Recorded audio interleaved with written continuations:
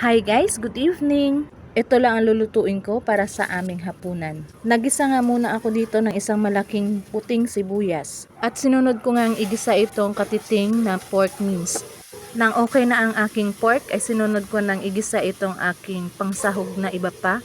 Ang hotdog at ham na hiniwa ko sa maliliit na cubes. Pagkaluto nga ng aking mga pangsahog, nilagay ko na itong aking niluto ng macaroni.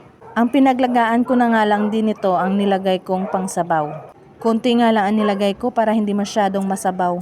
Maglalagay pa kasi ako dito ng isang malaking lata ng evap milk.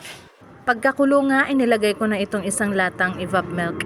At isinunod ko na nga din dito ang aking mga nakahanda ng gulay para sa aking sopas. At aantayin ko na lang guys na maluto itong aking mga gulay.